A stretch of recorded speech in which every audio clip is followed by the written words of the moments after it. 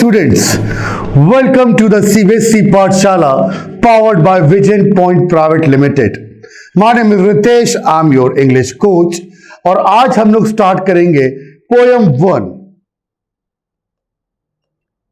उसके पहले मैं आप सबको थैंक यू कहना चाहता हूं कि आप लोगों ने हमारी ऐप को डाउनलोड किया सीबीएसई पाठशाला, और एक गुड न्यूज ये भी देना चाहता हूं कि अब लाइव क्लासेस भी आपको सारे टीचर्स की मिलने स्टार्ट हो गई है, तो प्लीज उसको भी अटेंड करिए। आज हम लोग स्टार्ट करेंगे माय मदर एट 66। ये हमारी पोयम का नाम है एंड पोएटिस जो है हमारी कमला दास, ये पोयम लिखी है कमला दास ने। इस पोयम के बारे में कुछ आपको बताने से पहले आपसे ही मैं एक सवाल करना चाहूंगा। आज इस पोयम को शुरू करने से पहले एक क्वेश्चन मैं आप सबसे पूछना चाहूंगा कि आप इंक्लूडिंग मी ऑल्सो, कि हम जो अपनी माँ को, अपनी मदर को हम जो प्यार करते हैं, क्या वो प्यार कभी खत्म हो सकता है? आपका जवाब होगा नहीं। मगर एक बड़ा कड़वा सच है कि इस यूनिवर्स में कोई भी परमानेंट नहीं है, हम सब टेम्पररी हैं। जो आया है उसे जाना ही होगा। ये जो डर है आने और जाने का, आपको इस पोयम में यही देखने को मिलेगा।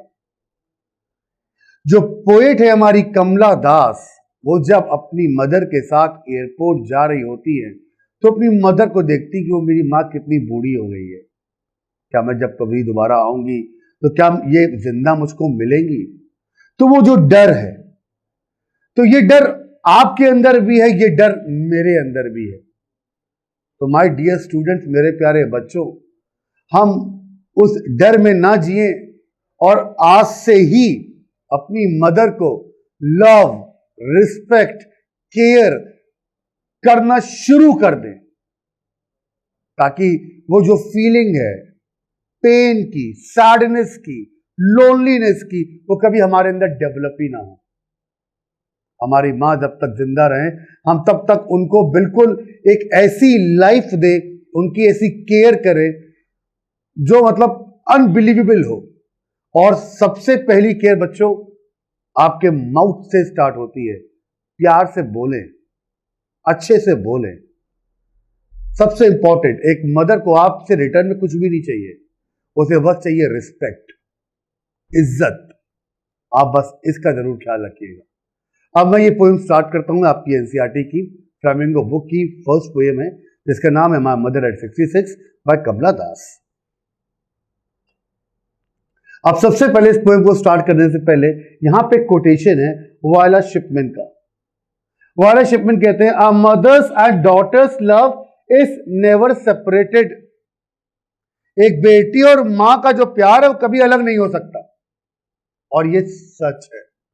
अब तो खैर बेटा बेटी बराबर हैं, तो आप my dear boys, my dear girls, आपका प्यार आपकी मां से कभी अलग नहीं हो सकता, इसीलिए उसको मेंटेन रखें विथ रिस्पेक्ट। अब जानते हैं इस पोएम के बारे में कुछ। दो ageing is a natural process, भाई इन्फेंट बेबी, न्यूबॉर्न बेबी, फिर वो यूथ अपने टीनेज में आता है, फिर वो मैच्योर अडल्ट होता है, फिर वो ओल्ड बूढ़ा होता है, और फिर वो उसकी डेथ हो जाती है। This is the process of life. ये एक नेचुरल प्रोसेस है, इसे हम और आप रोक नहीं सकते। Yet the fear of separation from your love and near ones is very painful.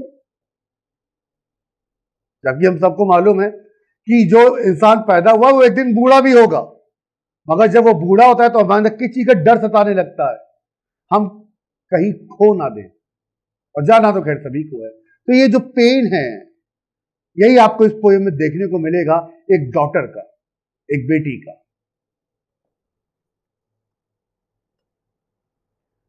The poem talks about the feeling of loneliness that aged people experience and the feeling of guilt which the offspring experience for not being able to be with the parents in the old age. अब इस poem में वो poet जो है वो किस बारे में बात कर रही है? अब ये जो पोएम यहां पर अकेलेपन की बात हो रही है उन एजेड लोगों की, आप कह सकते हैं आपके ग्रैंड मदर, आपके ग्रैंडफादर, आपके नाना, आपके नानी, वो जो उस उम्र में आके वो जो अकेलापन उनको होता है।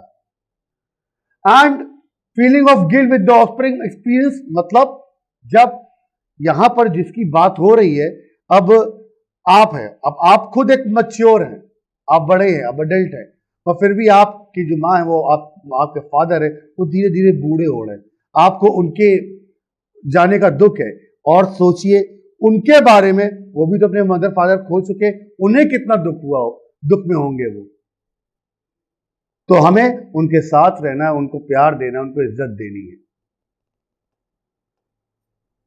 The poem also explored the feeling of melancholy and pain that a daughter experiences while leaving her mother.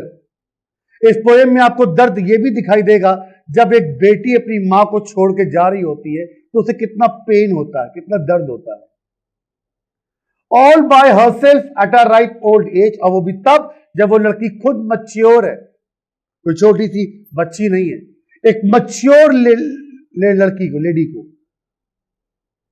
The agony of separation is brought forward in this poem very explicitly, मतलब बिल्कुल साफ साफ सैडनेस, जो दुख है, जो दर्द है, वो साफ साफ एक बेटी का इस पोएम में देखने को आपको मिलेगा। The poem in a way also sends a very strong message, इस पोएम में एक मैसेज भी है। To the youth of today, मतलब आप लोग, यूथ कौन? आप हमारे इंडिया के future. Youth of today, do not be so busy in fulfilling your desires and wishes that you forget to take care of your elderly parents. 3 word मैं यहां पे अंडरलाइन करूंगा, डिजायर, विशेस, और दूसरी चीज आपका टेक केयर। टेक केयर किसका? आपके पेरेंट्स का। 4 वर्ड हो गए। आप अपनी इच्छाएं, अपनी जो भी आप चाहते हैं उसे कंप्लीट करने में इतना भी ज्यादा बिजी मत हो जाओ कि आप अपने पेरेंट्स का ख्याल रखना ही भूल जाओ। When they need you the most, जब आपके पेरेंट्स को आपकी सबसे ज्यादा जरूरत हो। एक, हालांकि वैसे हमारे जो मदर फादर है, आपके और मेरे, हम लोग के सब जो मदर फादर है, वो ऑलरेडी बहुत स्ट्रांग है, उन्हें किसी की जरूरत नहीं है। बट एक एक्सपेक्टेशन होती है उनकी अपने बच्चों से कि एट ओल्ड एज, जब वो बूढ़े हो जाएंगे तो मेरे पास थोड़ी देर बैठेंगे, मेरे पास मेरे बच्चे थोड़ी देर मुझसे बात करेंगे, मेरा थोड़ा ख्याल रखेंगे, बस इतना ही, और कुछ नहीं।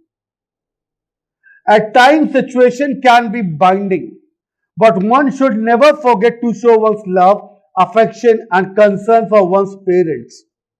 मगर हमें कभी भी अपने माता, अपने पिता, अपने पेरेंट्स को एक्सप्रेस करना, अपना प्यार बंद नहीं करना चाहिए, चाहे जैसी भी सिचुएशन हो। आप एक्सप्रेस नहीं करेंगे तो सामने वाले को पता कैसे चलेगा दैट यू रियली केयर। और वो केयर आपकी एक्शन के साथ साथ आपकी बॉडी लैंग्वेज में भी हो, आपके एक्सप्रेशन में, आपके वर्ड्स, आपके शब्दों में भी हो। हमने खाना बनाने वाला रख दिया है, कुक एक रख दिया मैंने अपने घर में, अब वो मेरे मदर फादर को खाना बना के देगा, दैट्स इट, मेरा काम, आवर जॉब इज डन, अब मैं अपने काम में बिजी हूं। नाउ अब 7 दिन के खाना तो खाइए। ऑफिस से आने के बाद या स्कूल या कोचिंग से आने के बाद 10 मिनट तो मदर या फादर से बात तो करिए, हाउ योर डे, आप कैसी, आपकी हेल्थ कैसी है। They will feel very very good. अब बात करते हैं इस पोयम की, पोएट की, कमला दास। कमला दास, जिनका नाम मलयालम, अगर उनका मलयालम उनका नाम देखा जाए तो माधवी कुट्टी है, माधवी कट्टी। उनका मुस्लिम नाम था कमला सुरैया। ये 31 मार्च को पैदा हुई 1934 में थिरुसर मालाबार कोस्ट, जो कि अब केरला जाना जाता है, ब्रिटिश इंडिया के टाइम था। और 31 मई को इनकी डेथ हुई 2009 में पुणे में, इंडिया में। ये एक इंडियन ऑथर है जिन्होंने बहुत ही ओपनली, फ्रैंकली फीमेल के बारे में बताती है, और experience of being an Indian women. मतलब मोस्टली आप ये समझे, ये जो लास्ट की लाइन है, that Indian author who wrote openly and frankly about female sexual desire and the experience of being an Indian women. ये औरतों की, इंडियन की जो वुमेन्स हैं, उनके बारे में खुल के बातें करती है। खुल के बातें करने का मतलब क्या? जो बंदा नॉलेजेबल है, मच्योर है, सेंसिबल है, ऑनेस्ट है, सिर्फ उसी के साथ ओपन एंड फ्रैंक डिस्कशन हो सकता है, जो कि ब्रॉड माइंडेड है। ऐसा नहीं कि आप सिर्फ अपनी मदर की इज्जत करें और बाकी किसी की मां की इज्जत ना करें। Respect women. अगर आप औरतों की इज्जत कर रहे हैं तो उसमें आपकी मां भी है, आपकी बहन भी है, आपकी टीचर भी है, everyone is there, right.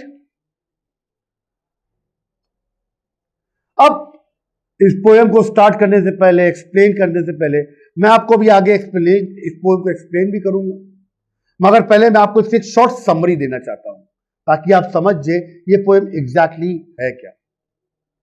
Ageing is an inescapable phase of every humans life. हर इंसान के जीवन में उसको बूढ़ा होना ही है, कोई इससे बच नहीं सकता। A person enters the childhood, आप बच्चे हो, एक्सपीरियंसेस एडोलेसेंस, फिर आप बड़े होते हैं। When they are energetic and have so many dreams, और जब आप बड़े होते हैं आप बहुत एनर्जेटिक होते हैं, कई सपने आपके दिमाग में होते हैं, और फाइनली बाद में every person approaches the old as, के बाद आप बूढ़े होते हैं, एंड देन दे डाइज, के बाद आपकी मौत हो जाती है, हम सबकी। It is a natural process, ये बिल्कुल क्लियर फैक्ट है। Relationship between people become much stronger in every phase of life, और जैसे जैसे उम्र बढ़ती चली जाती है वैसे वैसे रिलेशन और स्ट्रॉन्ग होते चले जाते हैं। आप किसी भी चीज, अगर मैं ऑब्जेक्ट की बात करूं, नॉन लिविंग थिंग की बात करूं, अगर वो चीज भी आपके पास 1 साल से ज्यादा रुक जाती है, उस चीज से भी आपको लगाव हो जाता है, और इंसानों के साथ तो आप कई सालों से रह रहे हैं। No one can't bear the separation from the loved ones because of ageing, और कोई भी ऐसा दुनिया में इंसान नहीं है जो अपने, जिसको वो बहुत ही चाहता हो, जो उसका अपना हो, उसके खोने से उसको डर ना हो। वो डर सभी के अंदर होता है, कोई बताता है और कोई बताता नहीं है। Firstly when the author going to the Cochin airport, अब ऑथर कौन? कमला दास, और वो कहां जा रही थी? कोचिन एयरपोर्ट जा रही थी, मतलब अपनी मदर के घर से कोचिन एयरपोर्ट जा रही थी, वहां से फिर उनको जहां जाना हो। विथ हर मदर, उनकी मां उनके साथ थी। She looks at her carefully, her कौन? कमला दास की मदर, उन्होंने उसे बड़ी ध्यान से देखा। And present before us her image, और जब जो उन्होंने उनको बड़ी जो ध्यान से देखा, वो हमारे सामने उनकी एक इमेज फॉर्म कर रही है। As she looks at a mother soft and whitish face, उनकी मां का जो चेहरा था वो बिल्कुल बूढ़ी हो चुकी थी, बिल्कुल सफेद था। She gets stuck with the fear of losing a mother, तभी अचानक से उनको एक डर सताने लगा कि वो अपनी मां को खो ना दें, क्योंकि उनकी मां धीरे धीरे वो बूढ़ी हो रही है, वो मौत की तरफ बढ़ रही है। Her mother with a sleepy face and open mouth, और कार जब वो ड्राइव कर रही थी, कमला दास के बगल में उनकी मदर थी, उनकी मां की एक नींद, वो सो रही होती है और उनका मुंह खुला हुआ होता है। Open mouth is comparable to a corpse, और यहां पे देखिए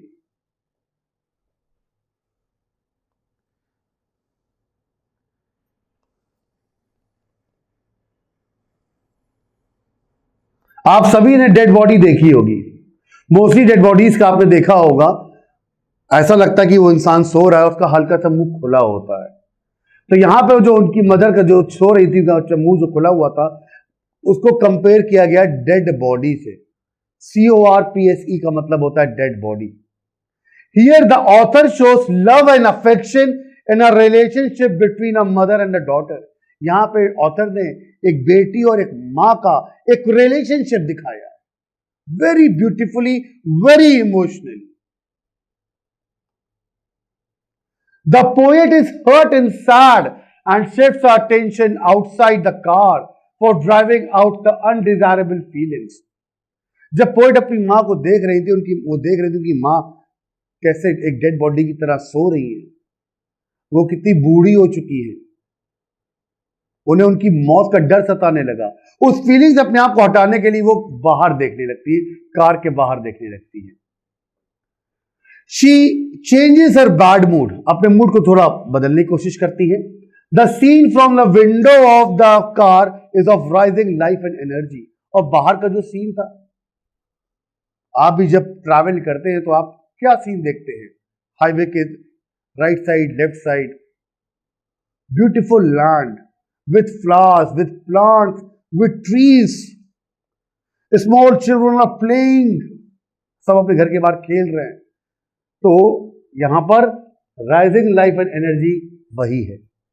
the fast printing green and huge trees alongside the cheerfully playing kids represents life, youth and vitality.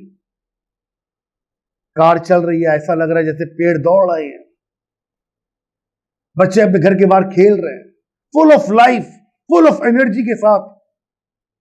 The poet here is remembering about her own childhood. और यहां पे कमला दास poet जो है हमारी, उनको अपना बचपन याद आता है। भाई बचपन में भी हम अपनी माँ को खोने के लिए, हमें खोने का डर रहता है।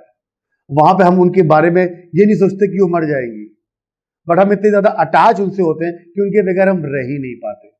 और जब हम मैच्योर होते हैं और हमारी माँ बूढ़ी हो जाती है तो हमें डर सताने लगता है कहीं हम अपनी माँ को खो ना दें। भगवान सबकी मदर अमर हो, इमॉर्टल हो जाए, but that is not possible. God ने का एक प्रोसेस है। In her childhood her mother was young. जब कमला दास छोटी थी तो उनकी माँ बड़ी यंग थी, बहुत ब्यूटीफुल थी।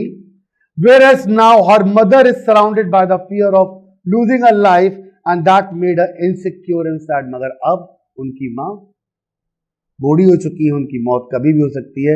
इससे जो पोएट है वो बहुत ही ज्यादा दुखी, बहुत सैड फील कर रही है, बहुत इनसिक्योर फील कर रही है। मैंने एक स्टूडेंट से एक क्वेश्चन पूछा था, तुम अपने आप को सबसे ज्यादा सेफ कहां महसूस करते, तुम सबसे ज्यादा सेफ कहां हो? उसने कहा मैं अपनी माँ के पास। और यकीन मानिए मैं भी इस दुनिया में अपने आप को सबसे ज्यादा सेफ अपनी मां के पास ही करता हूं। आप भी करते होंगे।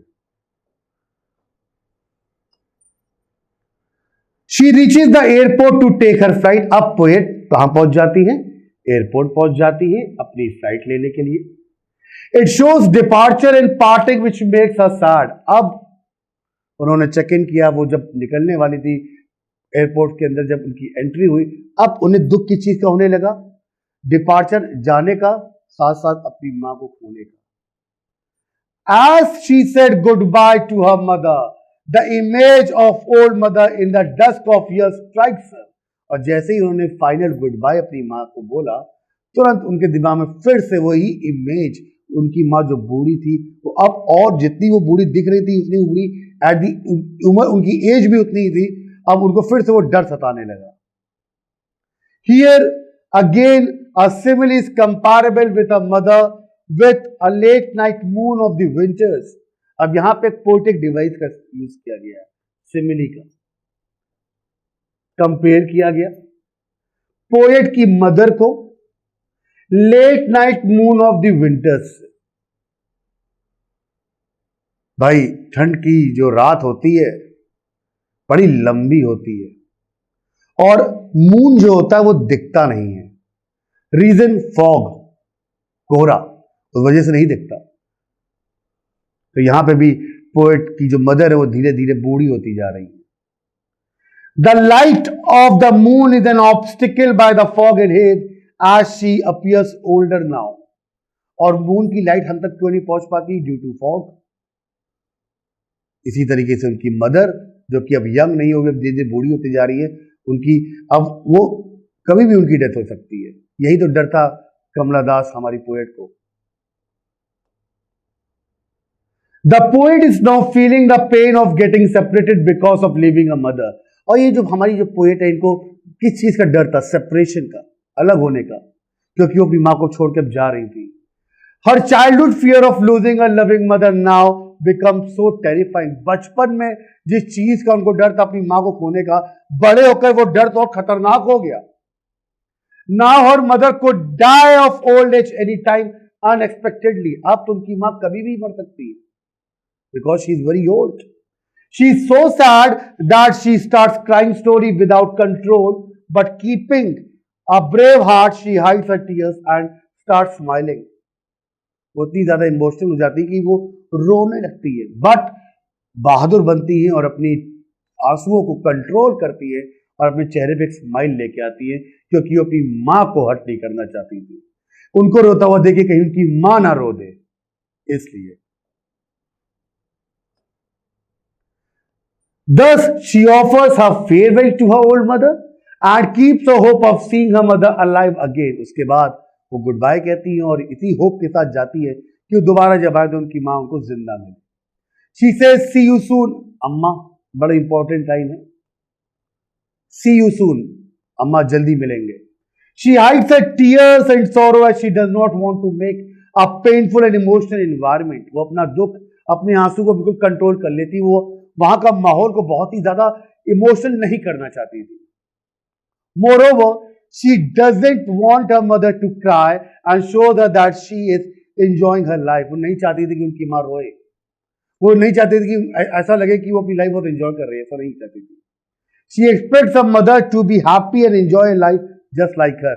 बस वो इतना चाहती थी कि उनकी माँ भी बिल्कुल खुश रहे और जैसे वो अपनी लाइफ को एंजॉय कर रही है वैसे वो भी अपनी लाइफ को एंजॉय करे एट दैट एज ऑल्सो, उस उम्र में भी।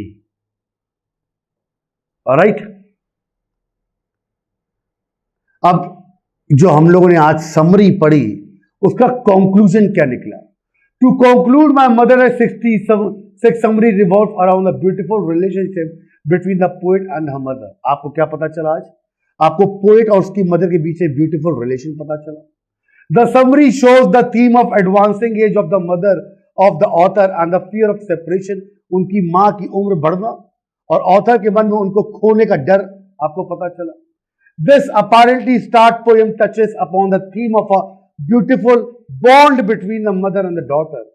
इसमें भाई आपको दुख किसके लिए होता है, कब होता है, क्यों होता है? जब आप किसी से अटैच होते हैं, उसको प्यार करते हैं। यहां पे भी भाई एक बॉन्ड दिखाई दिया। It shows how beautiful relationship mother and daughter can have, और इससे ये भी पता चलता है कि मां और बेटी का कितना खूबसूरत रिश्ता हो सकता है। तो आज की वीडियो में मैंने आपको पोएट के बारे में बताया और इस पोएम की एक समरी दी। मेरी नेक्स्ट वीडियो में मैं इस पोएम को स्टैंजा वाइज एक्सप्लेन करूंगा और आपके साथ पोएटिक डिवाइस भी डिस्कस करूंगा। तब तक के लिए thank you very much. Have a nice day, take care and bye bye.